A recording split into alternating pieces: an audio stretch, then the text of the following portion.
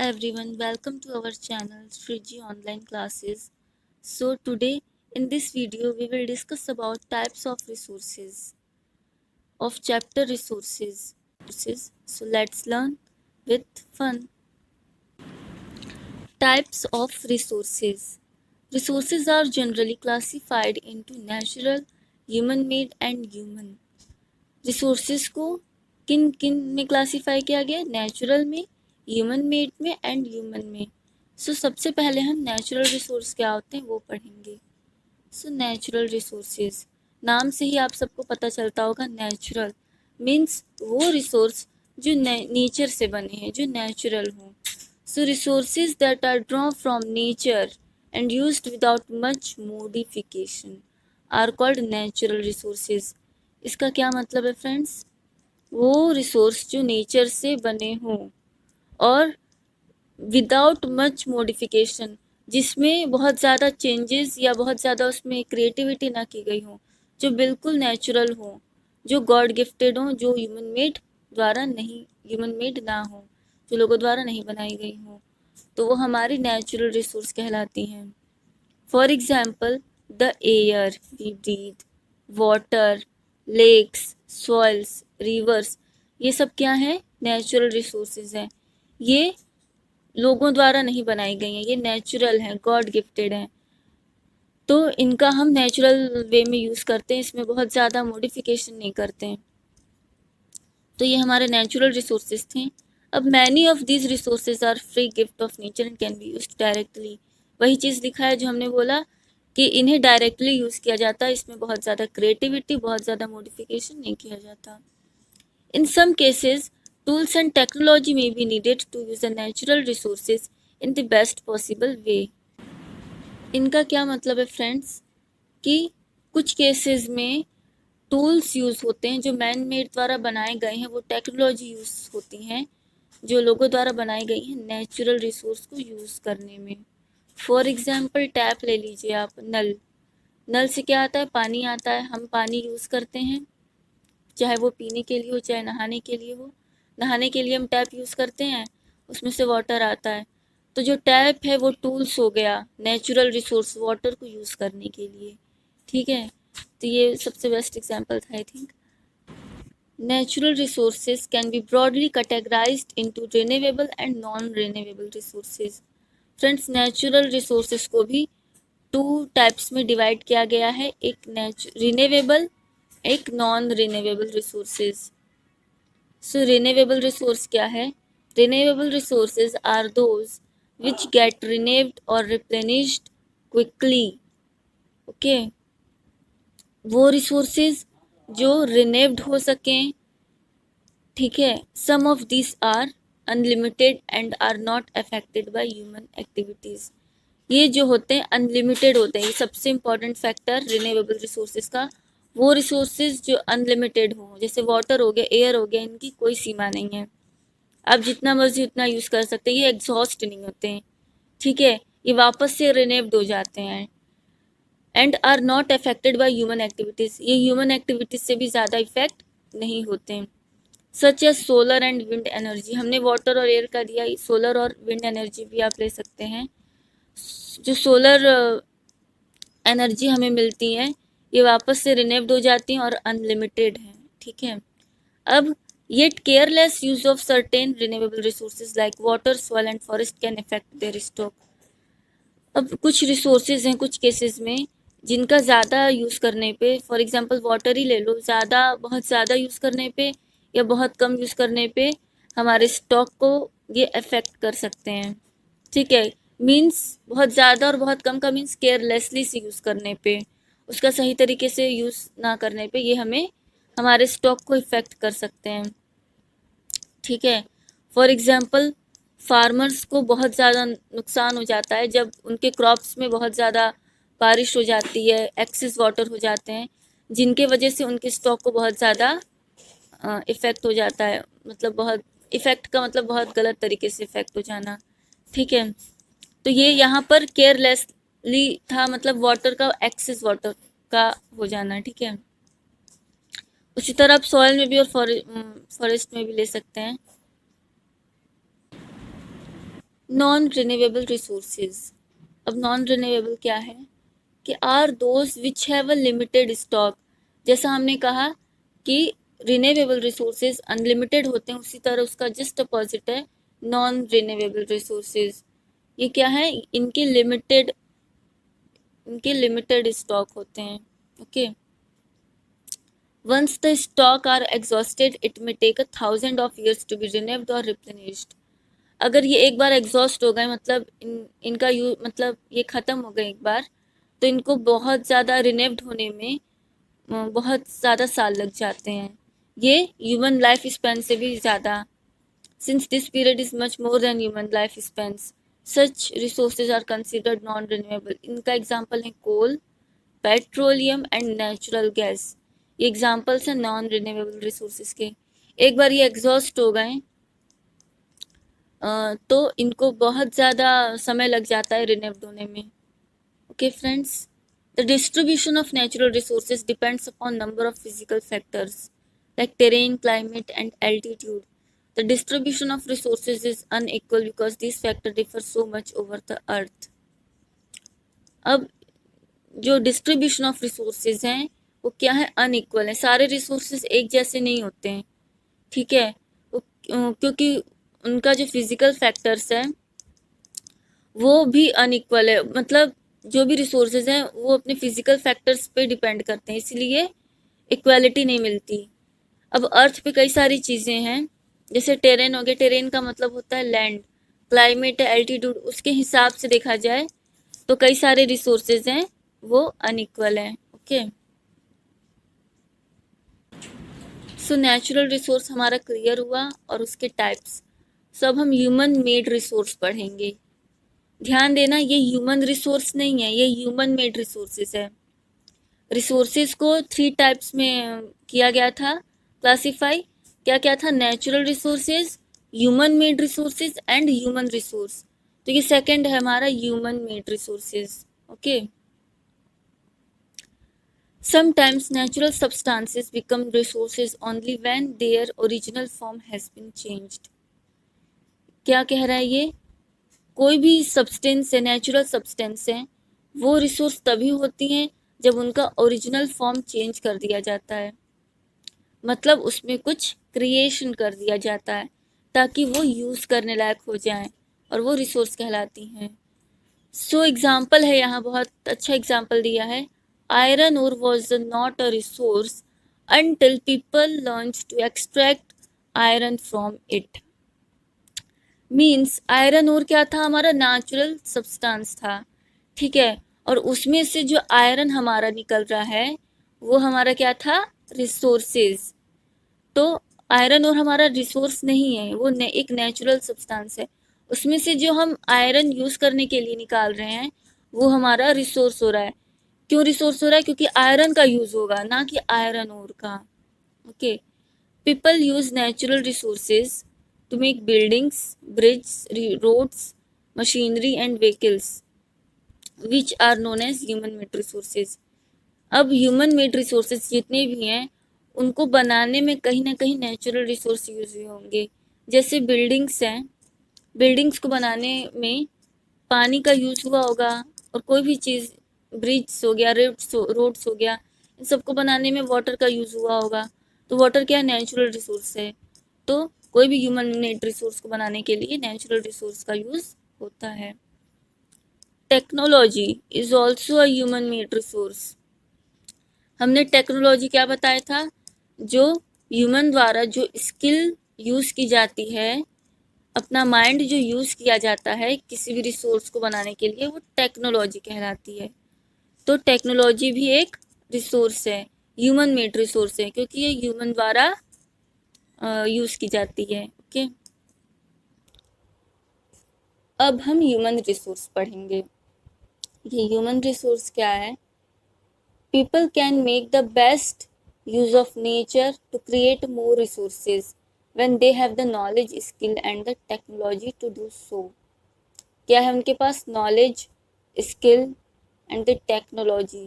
वही हो गया, मतलब पीपल क्या यूज़ करते हैं, अपना स्किल यूज़ करते हैं, नॉलेज यूज़ कर सकते हैं, उस उसको वो स्किल यूज़ करके क्या बनता है, और रिसोर्सेज बनते हैं, मोर रिसोर्स क्रिएट होते हैं। तो ह्यूमन अपने आप में एक बहुत बड़ा रिसोर्स है। इससे पहले हमने क्या पढ़ा था, ह्यूमन मेड रिसोर्स पढ़ा था, जो कि लोगों द्वारा जो रिसोर्स बनाया गया है। और हम ये क्या पढ़ रहे हैं, ह्यूमन रिसोर्स पढ़ रहे हैं। मतलब कि ह्यूमन खुद खुद ब खुद एक रिसोर्स है। और कैसे रिसोर्स है, क्योंकि वो अपना स्किल यूज़ करता है, अपना टेक्नोलॉजी और नॉलेज यूज़ करता है एक नया रिसोर्स को क्रिएट करने के लिए। ठीक है, तो that is why human beings are a special resource. Human beings को स्पेशल रिसोर्स माना जाता है, क्योंकि एक ह्यूमन बींग्स ही जिससे कई सारे रिसोर्स क्रिएट हो सकते हैं। उन्हें बस अपना नॉलेज, स्किल, टेक्नोलॉजी यूज़ करना पड़ेगा और कई सारे रिसोर्स हमारे लिए अवेलेबल हो सकते हैं। इसीलिए इस ह्यूमन बींग्स को एक स्पेशल रिसोर्स माना जाता है। तो education and health help in making people a valuable resource. Education क्या है और हेल्थ क्या है, ये भी एक वैल्यूएबल रिसोर्स है। और ये किसके द्वारा बनाया गया है, ये लोगों द्वारा ही। टीचर्स जो हैं हमें शिक्षित करते हैं, हमें पढ़ाते हैं, तो टीचर्स अपना स्किल यूज़ करते होंगे, अपना नॉलेज यूज़ करते हैं, तब ना हम शिक्षित हो पाते हैं, एजुकेट हैं। आज हम पढ़ रहे हैं कि किस वजह से, टीचर्स की वजह से, जो हमें एजुकेशन दी गई है उनकी वजह से। और हेल्थ हेल्थ को जब हम बीमार पड़ते हैं तो हमें डॉक्टर का यूज़ होता है। ठीक है, और डॉक्टर अपना नॉलेज, स्किल लगा के हमारा इलाज करते हैं। तो ये दोनों हमारे लिए वैल्यूएबल रिसोर्स कहलाएंगे। Okay, now our two terms is resource conservation and sustainable development। ये क्या है, ये दोनों का मतलब जानना बहुत ज़्यादा ज़रूरी है। ये टाइप्स ऑफ रिसोर्सेज के अलावा ये टू टर्म्स हैं जिन्हें हम जानेंगे। तो using resources carefully and giving them time to get renewed is called resource conservation. मतलब किसी भी रिसोर्स को केयरफुली यूज़ करना और उन्हें टाइम देना रिनेव्ड होने के लिए। ठीक है, वो हमारा रिसोर्स कंजर्वेशन मीन्स केयरफुली, किसी रिसोर्स का केयरफुली यूज़ करना। एंड सस्टेनेबल डेवलपमेंट क्या है, balancing the need to use resources and also conserve them for future use is called sustainable development. कोई भी रिसोर्स को बैलेंस करके यूज़ करना अपने नीड के अकॉर्डिंग, और उसे कंजर्व करना फ्यूचर यूज़ के लिए। ठीक है, मतलब कोई भी रिसोर्स है उसे फ्यूचर यूज़ के लिए। Natural resources can be broadly categorized into renewable and non-renewable resources। Friends, natural resources को भी टू टाइप्स में डिवाइड किया गया है, एक रिन्यूएबल, एक non renewable resources. So renewable resource क्या है, renewable resources are those which get renewed और रिप्लेनिश्ड क्विकली। ओके, वो रिसोर्सेज जो रिन्यूव्ड हो सकें। ठीक है, some of this are unlimited and are not affected by human activities. ये जो होते हैं अनलिमिटेड होते हैं, ये सबसे इम्पॉर्टेंट फैक्टर रिन्यूएबल रिसोर्सेज का। वो रिसोर्सेज जो अनलिमिटेड हो, जैसे वाटर हो गया, एयर हो गया, इनकी कोई सीमा नहीं है, आप जितना मर्जी उतना यूज़ कर सकते हैं, ये एग्जॉस्ट नहीं होते हैं। ठीक है, ये वापस से रिन्यूएबल हो जाते हैं। And are not affected by human activities, ये ह्यूमन एक्टिविटीज़ से भी ज़्यादा इफेक्ट नहीं होते हैं। Such as solar and wind energy, हमने वाटर और एयर का दिया, सोलर और विंड एनर्जी भी आप ले सकते हैं। जो सोलर एनर्जी हमें मिलती है ये वापस से रिन्यूव्ड हो जाती हैं और अनलिमिटेड हैं। ठीक है, अब yet careless use of certain renewable resources like water, soil and forest can effect there stock. अब कुछ रिसोर्सेज हैं कुछ केसेस में जिनका ज़्यादा यूज़ करने पे, फॉर एग्जांपल वाटर ही ले लो, बहुत ज़्यादा यूज़ करने पे या बहुत कम यूज़ करने पे हमारे स्टॉक को ये अफेक्ट कर सकते हैं। ठीक है, मीन्स बहुत ज़्यादा और बहुत कम का मीन्स केयरलेसली से यूज़ करने पे, उसका सही तरीके से यूज़ ना करने पे ये हमें हमारे स्टॉक को इफ़ेक्ट कर सकते हैं। ठीक है, फॉर एग्ज़ाम्पल फार्मर्स को बहुत ज़्यादा नुकसान हो जाता है जब उनके क्रॉप्स में बहुत ज़्यादा बारिश हो जाती है, एक्सेस वाटर हो जाते हैं, जिनके वजह से उनके स्टॉक को बहुत ज़्यादा इफ़ेक्ट हो जाता है, मतलब बहुत इफेक्ट का मतलब बहुत गलत तरीके से इफेक्ट हो जाना, ठीक है। तो ये यहाँ पर केयरलेसली था, मतलब वाटर का एक्सेस वाटर का हो जाना, ठीक है। उसी तरह आप सॉइल में भी और फॉरेस्ट में भी ले सकते हैं। Non renewable resources. अब नॉन रिन्यूएबल क्या है कि are those which have a limited stock. जैसा हमने कहा कि रिन्यूएबल रिसोर्सेज अनलिमिटेड होते हैं, उसी तरह उसका जस्ट अपोजिट है नॉन रिन्यूएबल रिसोर्सेज। ये क्या है, इनके लिमिटेड स्टॉक होते हैं, okay. Once the stock are exhausted, it may take 1,000 years to be renewed or replenished.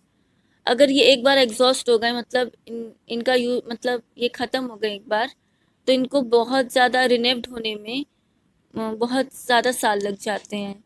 ये ह्यूमन लाइफ स्पैन से भी ज़्यादा, since this period is much more than human life spans, such resources are considered non renewable. इनका example है coal, petroleum and natural gas. ये examples हैं non renewable resources के। एक बार ये एग्जॉस्ट हो गए तो इनको बहुत ज़्यादा समय लग जाता है रिन्यूएबल होने में, okay friends. The distribution of natural resources depends upon number of physical factors like terrain, climate and altitude. The distribution of resources is unequal because this factor differ so much over the earth. अब जो distribution of resources हैं वो क्या है, unequal है। सारे resources एक जैसे नहीं होते हैं, ठीक है। क्योंकि उनका जो फिजिकल फैक्टर्स है वो भी अनइक्वल है, मतलब जो भी रिसोर्सेज हैं वो अपने फिजिकल फैक्टर्स पे डिपेंड करते हैं, इसलिए इक्वालिटी नहीं मिलती। अब अर्थ पे कई सारी चीज़ें हैं, जैसे टेरेन हो गया, टेरेन का मतलब होता है लैंड, क्लाइमेट है, एल्टीट्यूड, उसके हिसाब से देखा जाए तो कई सारे रिसोर्सेज हैं वो अनइक्वल हैं, ओके। सो नेचुरल रिसोर्स हमारा क्लियर हुआ और उसके टाइप्स। सब हम ह्यूमन मेड रिसोर्स पढ़ेंगे। ध्यान देना, ये ह्यूमन रिसोर्स नहीं है, ये ह्यूमन मेड रिसोर्सेज है। रिसोर्सेज को 3 टाइप्स में किया गया था क्लासिफाई। क्या क्या था, natural resources, human made resources and human resource. तो ये सेकंड है हमारा human made resources, okay. Sometimes natural substances become resources only when their original form has been changed. क्या कह रहा है ये, कोई भी सब्सटेंस है, नेचुरल सब्सटेंस है, वो रिसोर्स तभी होती हैं जब उनका ओरिजिनल फॉर्म चेंज कर दिया जाता है, मतलब उसमें कुछ क्रिएशन कर दिया जाता है ताकि वो यूज़ करने लायक हो जाएं, और वो रिसोर्स कहलाती हैं। सो एग्जाम्पल है, यहाँ बहुत अच्छा एग्जाम्पल दिया है। Iron ore was not a resource until people learned to extract iron from it। Means iron ore क्या था, हमारा नेचुरल सब्सटेंस था, ठीक है, और उसमें से जो आयरन हमारा निकल रहा है वो हमारा क्या था, रिसोर्सेज। तो आयरन और हमारा रिसोर्स नहीं है, वो एक नेचुरल सब्सटेंस है। उसमें से जो हम आयरन यूज करने के लिए निकाल रहे हैं वो हमारा रिसोर्स हो रहा है। क्यों रिसोर्स हो रहा है, क्योंकि आयरन का यूज होगा, ना कि आयरन ओर का, okay. People use natural resources to make buildings, bridges, roads, machinery and vehicles which are known as human made resources. अब ह्यूमन मेड रिसोर्सेज जितने भी हैं उनको बनाने में कहीं ना कहीं नेचुरल रिसोर्स यूज हुए होंगे। जैसे बिल्डिंग्स हैं, बिल्डिंग्स को बनाने में पानी का यूज हुआ होगा, और कोई भी चीज़, ब्रिज हो गया, रोड्स हो गया, इन सबको बनाने में वाटर का यूज हुआ होगा। तो वाटर क्या, नेचुरल रिसोर्स है। तो कोई भी ह्यूमन मेड रिसोर्स को बनाने के लिए नेचुरल रिसोर्स का यूज होता है। Technology is also a human made resource. हमने टेक्नोलॉजी क्या बताया था, जो ह्यूमन द्वारा जो स्किल यूज़ की जाती है, अपना माइंड जो यूज़ किया जाता है किसी भी रिसोर्स को बनाने के लिए, वो टेक्नोलॉजी कहलाती है। तो टेक्नोलॉजी भी एक रिसोर्स है, ह्यूमन मेड रिसोर्स है, क्योंकि ये ह्यूमन द्वारा यूज़ की जाती है, ओके।